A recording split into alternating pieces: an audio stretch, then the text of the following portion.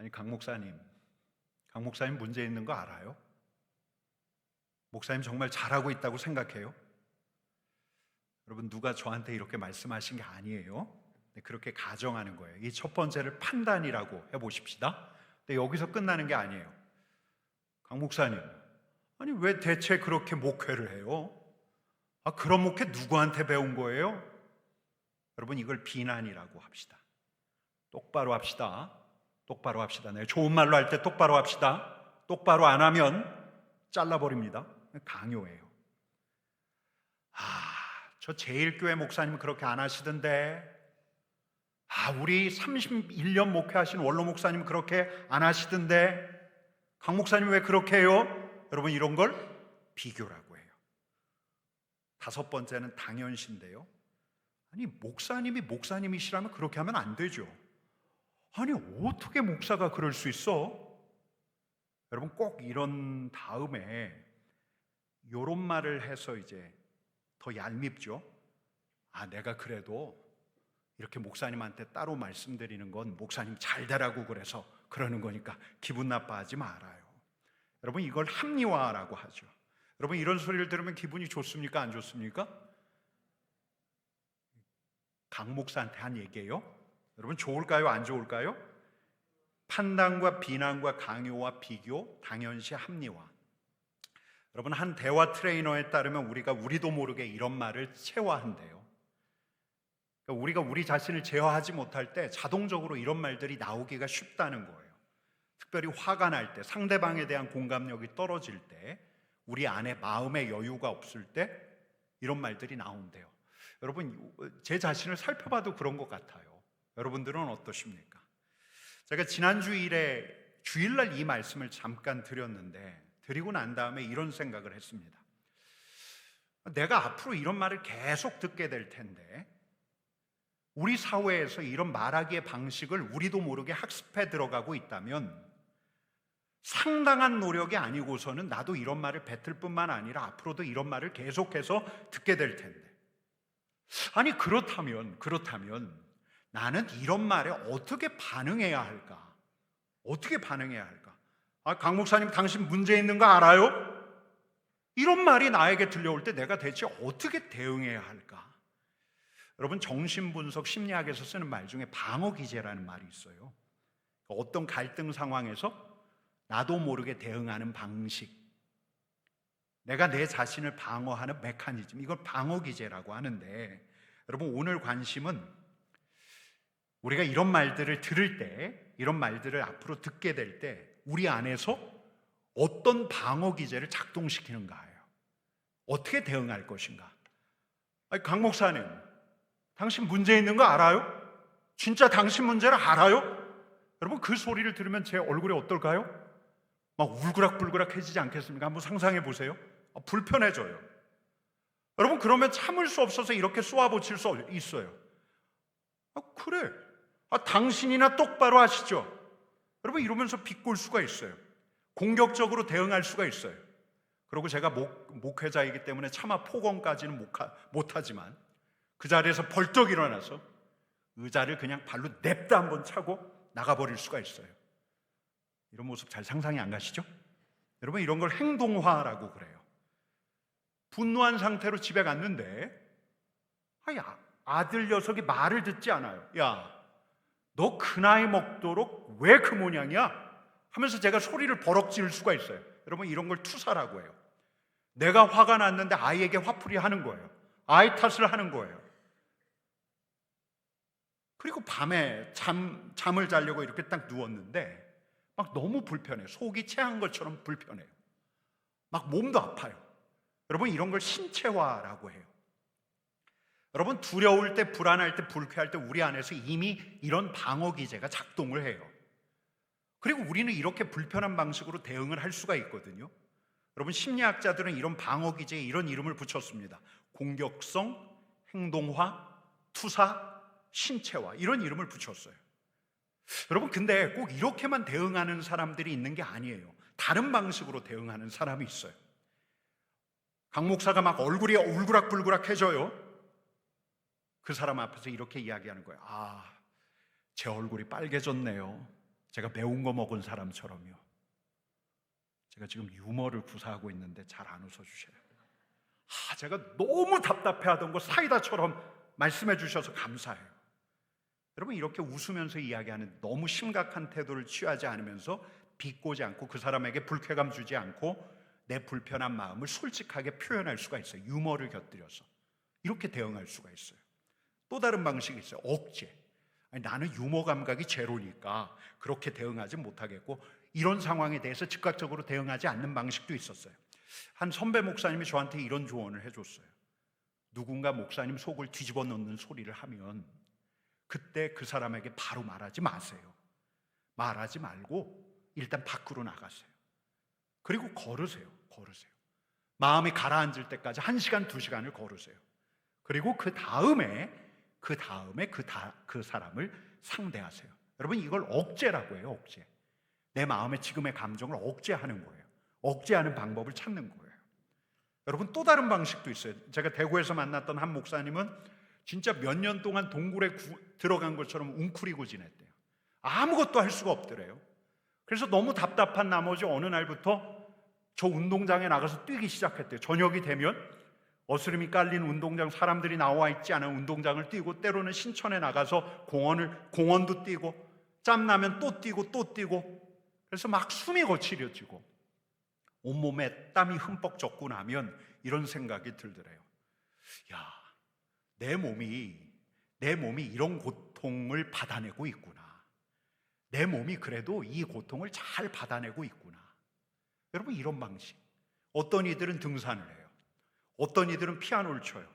어떤 이들은 드럼을 쳐요. 어떤 이들은 그림을 그려요. 여러분, 이런 걸 뭐라고 하냐면 승화라고 해요. 승화. 유머, 억제, 승화, 여기에 하나를 더 하자면 이타주의라는 게 있대요. 다른 사람에게 베푸는 거예요. 나에게 상처 준 사람에게 상처 주는 게 아니라 상처난 사람을 돌보고, 나는 못 받았지만 내가 받지 못한 것 다른 사람에게 베풀고. 여러분, 제가 어제 진짜 오래전에 읽었던 책을 다시 폈어요. 행복의 조건이라는 책인데요, 이 책은 연구사에서 전례 없는 연구에 대한 보고서예요. 성인 남녀 814명을 70년 동안 추적해요, 이 연구팀이. 그래서 인간의 노화와 행복의 조건에 대한 연구를 하는데, 여러분, 건강한 노년, 행복을 약속하는 가장 강력한 요소로 이 연구진들이 꼽은 게 뭐냐면 성숙한 방어기제예요. 성숙한 방어기제. 그런 사람이 행복하다는 거예요. 일상에서 불쾌한 상황에 부딪혔을 때 이걸 심각한 상황으로 받아들이지 않는 거예요. 오히려 긍정적인 방식으로 대응해 가는 거예요. 어떻게 해요? 유머로, 억제로, 승화로, 이타적인 행동으로 대응을 해가는 거예요. 이런 이들이 대개가 행복하게 살아간다는 거예요. 여러분, 그렇다면 우리도 이런 성숙한 방어 기제가 작동할 수 있도록 훈련해야 하지 않을까요? 우리처럼 유머 감각 없는 사람도 유머 감각을 배우면서 실습하고, 불편한 상황이 있다면 일단 참는 연습을 하고, 나를 자유하게 하고 내 자신을 이완시키는 취미를 개발하고 승화시키기 위해서, 그리고 교회에서, 지역사회에서 하는 섬김, 봉사에 참여하고, 여러분, 이런 걸 훈련할 필요가 있지 않을까요? 여러분, 그렇게 하면 돼요. 우리가 어떤 상황에서 발끈하는지, 우리가 어떤 상황에서 마음이 요동치는지를 인지한 다음에 내 불쾌함, 내 두려움을 풀어낼 수 있는 어떤 활동들을 어떻게든 하나씩 찾아내서 그걸 나의 활동으로, 내 습관으로 받아들일 수가 있어요. 여러분, 근데 우리 그리스도인들에게는 좀 다른 과정 하나가 있어요. 우리에게 성숙한 방어 기제가 작동하도록 하는 훈련이 필요하지만, 이런 훈련이 이전에 우리를 형성하는 어떤 다른 과정 하나가 있어요. 무엇보다 내 자신과 다른 사람을 바라보는 시야, 또 우리 자신에게 일어나는 사건을 바라보는 관점, 이 관점을 새롭게 하는 다른 과정 하나가 있다는 거예요. 여러분, 그게 뭘까? 그걸 오늘 나누려고 하는데요, 히브리서 12장 2절 상반절 말씀을 같이 읽겠습니다. 같이 읽습니다. 믿음의 주요 또 온전하게 하시는 이인 예수를 바라보자. 어떻게 하라고요? 예수를 바라보자. 믿음의 주님이신 예수를 바라보자. 미성숙한 우리, 본능대로 무의식 안에서 내 자신을 방어하기 마련인 내 자신을 온전하게 하시는 우리 주님을 바라보자. 여러분, 우리 신앙의 선배들은 예수님의 십자가 앞으로 자리를 옮겨와서 십자가에 달리신 예수님을 바라봤어요. 예수님을 바라봤어요. 그 예수님이 어떤 분이신가? 히브리서 12장 2절 말씀에서 이렇게 소개하고 있습니다. 같이 읽습니다. 그는 그 앞에 있는 기쁨을 위하여 십자가를 참으사 부끄러움을 개의치 아니하시더니 하나님 보좌 우편에 앉으셨느니라. 여러분, 우리 주님이 어떤 분이세요? 십자가를 참으신 분, 부끄러움을 개의치 아니하신 분, 십자가에 달리신 분. 여러분, 십자가에 달리신 우리 주님을 보면 거기에 어떤 영광이 있습니까? 여러분, 지난 주일날도 말씀드렸지만 십자가를 보면 하나님의 아들의 영광, 신적인 권위가 보이질 않아요. 고매한 스승의 위엄이 있습니까? 제자들에게 보여왔던, 공생의 몇 년 동안 제자들과 동고동락하면서 제자들에게 끊임없이 보여주었던 우리 주님의 아우라가 이 십자가에서 보입니까? 그렇지 않아요. 여러분, 게다가 이 십자가에서는 우리 주님께서 벌거벗겨진 채로 수치스럽게 달려있는데 우리 주님의 얼굴, 우리 주님의 몸에는 가혹한 고문과 채찍의 흔적들이 남아있어요. 여러분, 뿐만 아니에요. 십자가에서는 들려와요. 무엇이? 우리 주님을 향한 비방이 들려와요. 누구라도 들으면 모멸감을 느낄 그런 말들이 이 십자가 위에선 계속 들려와요. 사람들의 손가락질과 저주의 말이 들려오는 곳이에요. 자존심이란 자존심이 다 꺾여진 채로 자신을 내어준 자리가 이 십자가인데 이 십자가에 달린 예수를 바라보라. 여러분, 히브리서 12장 2절 상반절 말씀 다시 읽어볼까요? 다시 읽겠습니다. 믿음의 주요 또 온전하게 하신 이인 예수를 바라보라. 여러분들에게 물어볼게요. 이 예수님을 볼 수 있습니까? 없습니까? 십자가에 달린 예수님을 볼 수 있습니까? 없습니까? 고개를 이렇게 젓는 분이 있는데, 여러분, 실은 우리도 볼 수 있어요. 예수 그리스도를 볼 수 있어요. 십자가에 달린 예수 그리스도를 볼 수 있어요. 여러분, 우리 눈으로, 우리의 시각으로 본다는 말이 아니죠. 바라본다는 말은 어떤 말이에요? 떠올린다는 말이에요.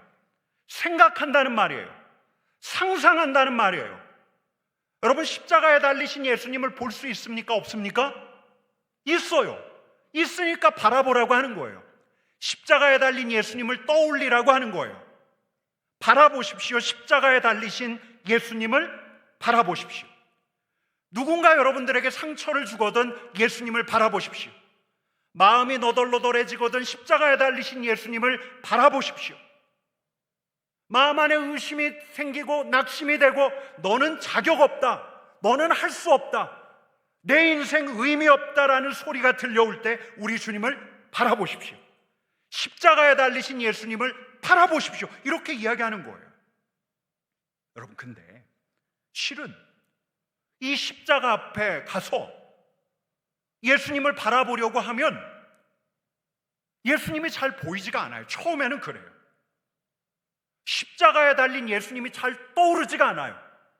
마음이 너덜너덜한 상태에서 십자가 앞으로 가면, 낙심된 채로 십자가 앞으로 가면 십자가에 달리신 예수님이 잘 떠오르지가 않아요. 왜? 우리가 참아내고 있는 원한이 너무 커서, 우리 마음의 응어리가 너무너무 커서 십자가에 달리신 우리 주님을 눈을 감고 떠올리려고 해도 잘 안 보여요. 우리 자신밖에 안 보여요.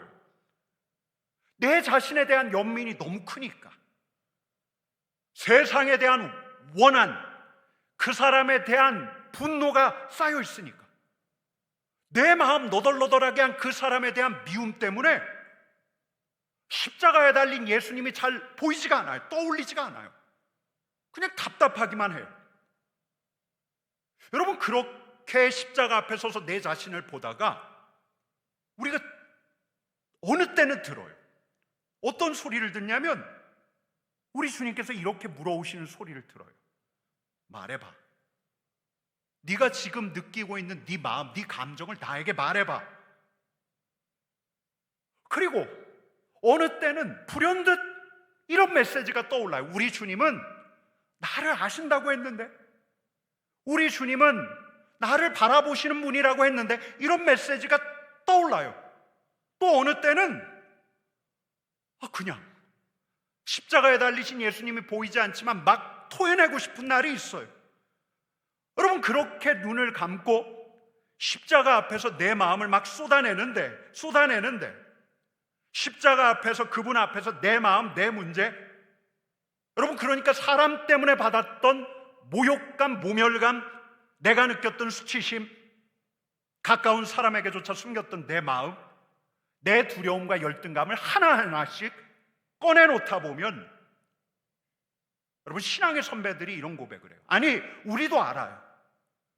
이 내가 독백 같은 말을 주절대고 있는 것 같았는데 내 말을 누가 듣고 있는 거예요. 내 소리에 귀를 기울이고 계시는 분이 있다는 걸 알아요. 여러분, 그분이 누구예요? 십자가에 달리신 예수님이에요. 여러분, 근데 이분이 우리의 공격을 얕잡아 보셨습니까? 야, 또 우는 소리 하고 있네.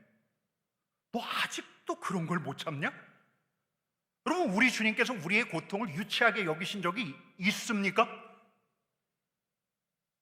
우리의 불쾌함, 우리의 불편함을 치졸하고 유치하게 손가락질 하셨던 적이 있으십니까?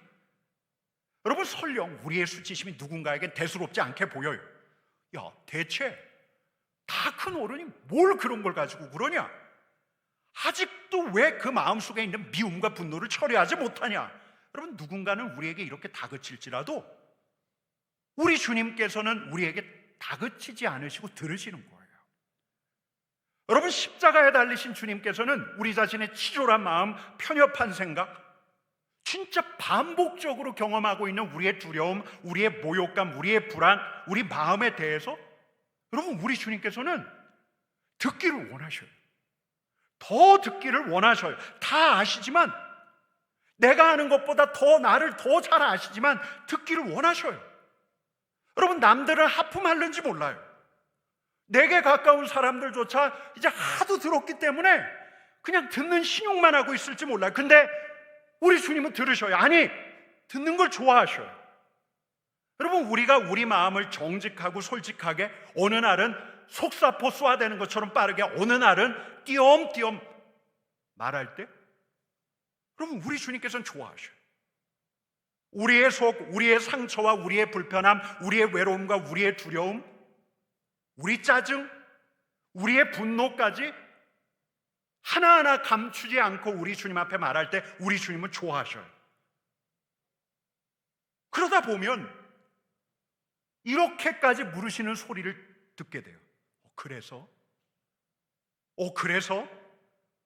네 마음은 어때? 여러분, 내 은밀하고 개인적인 생각, 다른 사람들이 좀처럼 이해할 수 없는 내 마음, 우리 주님 앞에서 말하고 나면 과장할 필요 없어요. 포장할 필요가 없어요. 말하고 나면, 내 마음을 어지간히 다 토해내고 나면, 여러분, 그렇게 막 다 이야기나 하고 나면, 그러고 나서 다시 바라보면, 십자가에 달리신 그분을 떠올리면, 여러분, 그제서야 십자가에 달리신 우리 주님이 보이는데, 내 자신을 다 풀어낸 다음에라야 우리 주님이 보이는데, 십자가에서 자신의 자존심을 꺾어내고 수치와 모욕적인 말들을 들으셨던 우리 주님이, 십자가에서 양팔을 벌리셨던 그 주님이 지금도 여전히 우리 앞에서 양팔을 벌리고 계신 우리 주님이 비로소 보이는데, 여러분, 이렇게 우리 말을 그친 다음에 십자가에 달리신 그분을 바라보면 우리가 알게 되는 게 있어요. 우리가 그동안 들어왔던 말들, 끊임없이 들어왔던 말들, 우리 주님이 나를 아신다라는 말이 거짓이 아니라는 거, 하나도 과장이 없다는 거예요. 이분이 나를 아시는구나. 십자가에 달린 그리스도께서 진짜 나를 아시는구나. 여러분, 그렇게 나를 아시는 우리 주님을 바라보고 있노라면 우리에게 무언가가 와요. 여러분, 어떤 영성가는 이런 소리를 들었어요.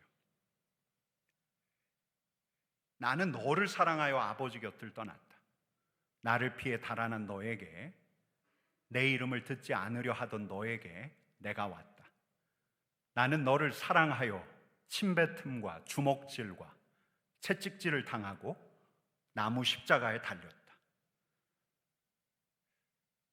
여러분, 제 가까운 목사님은 당신의 인생에서 가장 모욕적인 일을 당하고 난 다음에 우리 예수님을 바라보다가 십자가에 달리신 예수님을 묵상하다가 깨달은 게 있대요.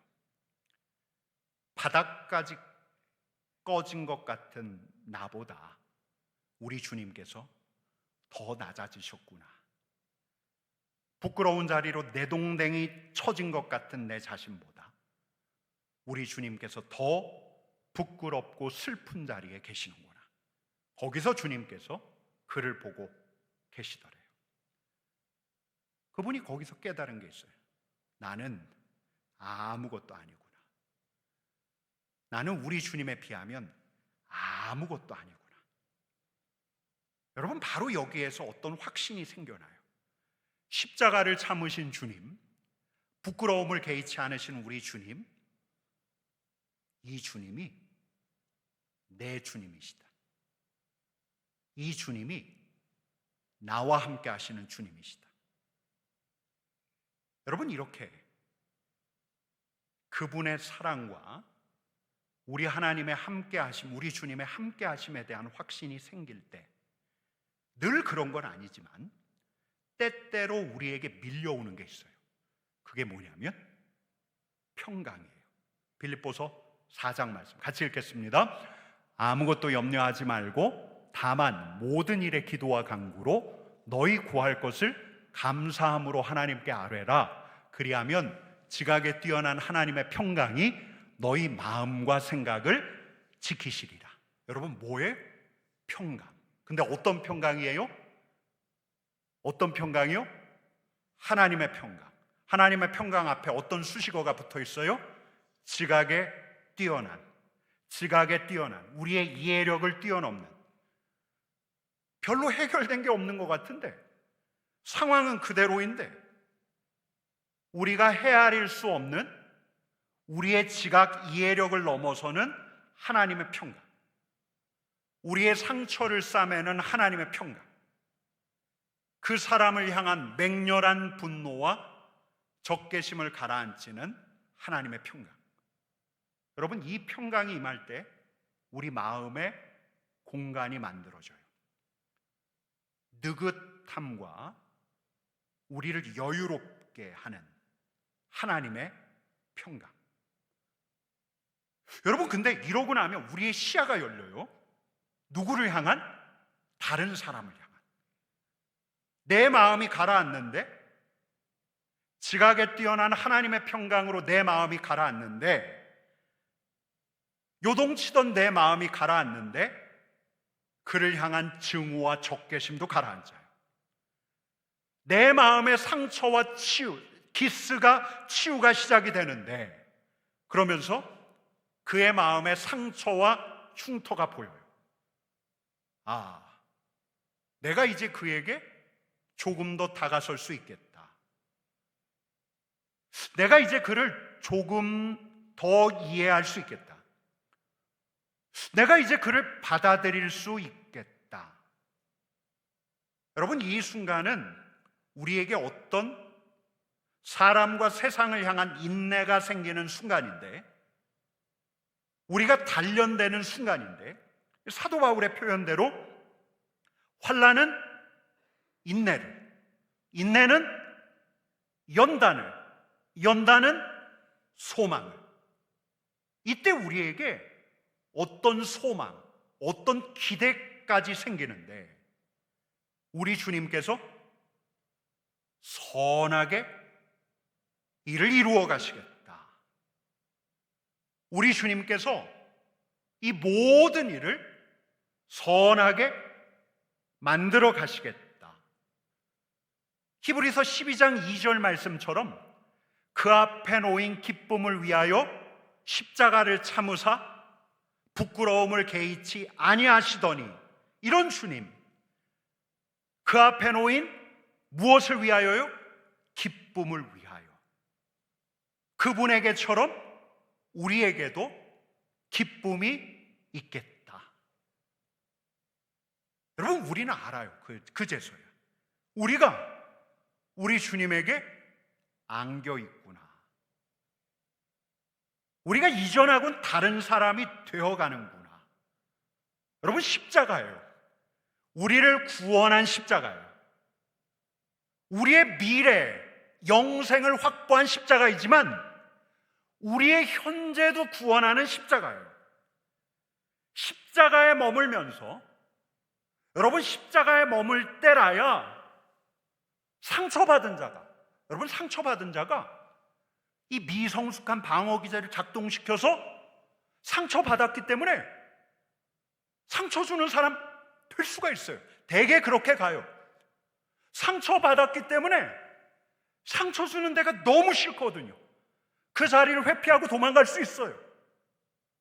여러분, 근데 십자가에 머물면서 상처받은 자가 상처를 알아보는 사람이 되고 상처를 치유하는 사람이 되는 거예요. 여러분, 제가 영성가들에게 끊임없이 들었던 게 있어요. 그건 뭐냐면 십자가 앞에 머물러요. 십자가 앞에. 어떤 영성가는 이런 구체적인 조언까지 해요. 하루에 30분, 아니 15분이라도 십자가에 머물면 다 된다. 여러분, 근데 이 말을 그냥 하나의 관용구처럼 듣다가 이제서 그 이유를 조금씩 알아가는 것 같아요. 여러분, 십자가 앞에 가면 나를 기다리시는 우리 주님, 십자가에서 팔 벌리신 이래로 우리를 향해서 팔 벌리고 서신 그분 앞으로 가는 거예요. 그분 앞에서 그분을 진짜 사랑하는 마음으로 솔직하게, 그냥 어린아이 같이 솔직하게 말하면 돼요. 이게 기도예요. 여러분, 거기서 이 십자가 앞에서는 우리의 기도말이 유창할 필요가 전혀 없어요. 십자가 앞에서 기도를 잘해야지 그런 생각할 필요가 없어요. 어떤 기도 잘하는 분들의 기도를 따라서 그 상투적인 기도말 따라갈 필요가 없어요. 십자가 앞에서 어느 날은 조용하게, 근데 어느 날은 부르짖으면서 우리 주님을 신뢰하는 마음으로, 우리 주님을 경외하는 마음으로 팔 벌리신 우리 주님께 말씀을 드리고 그분을 가만히 보고 있노라면, 그리고 우리 주님께서 나에게 뭐라고 말씀하실지, 나를 어떤 시선으로 바라보실지를 떠올리다 보면 여러분, 우리는 확신을 갖게 돼요. 내게는 주님이 계신다. 십자가에 달리신 주님이 내 주님이시다. 여러분, 우리 안에서 어떤 일이 일어나요? 소망이에요, 소망. 여러분, 나를 비아냥거리고 나에게 상처 준 그를 다시 바라볼 수 있는 마음의 여유도 생겨나요. 좀 더 여유 있게, 좀 더 느긋하게 사건을 바라볼 수 있는 내 시야, 그에게 다가설 수 있는 마음이 십자가 앞에서 생겨나는 거예요. 여러분, 그래서 오늘은 이걸 한번 같이 해보려고 그래요. 오늘 이 시간에는 우리가 십자가 앞에 서서 십자가에 달리신 주님을 함께 바라보려고 하는 거예요. 여러분, 같이 한번 해볼게요. 같이 한번 해보십시다. 여러분, 십자가에 달리신 주님께서 우리의 주님이심을 믿으십니까? 예수님의 십자가로 말미암아 내가 구원받았음을, 내가 하나님의 자녀가 되었음을 여러분 진정 믿으십니까? 여러분, 세상은 우리에게 아까 그 찬양처럼요, 여러분, 아까 그 찬양의 가사가 너무 기가 막히지 않아요? 세상에서 소리가 끊임없이 들려와요. 너는 할 수 없다. 너는 자격이 없다. 근데 그리스도의 보혈이 우리를 하나님 앞에서 의롭다고 해줘요. 너는 안 된다라고 이야기해요. 그런 우리를 못 박힌 그리스도께서 못 박혔던 두 손으로 팔 벌려 안아주세요. 인생 다 의미 없다라고 이야기할 때 우리 주님께서는 너는 나의 형제요 자매다 라고 말씀하셔요.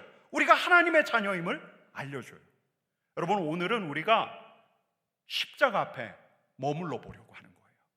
여러분, 우리 같이 찬양하십시다. 무엇이 변치 않아. 한번 이 찬양의 가사를 생각하면서 같이 찬양해 보십시다.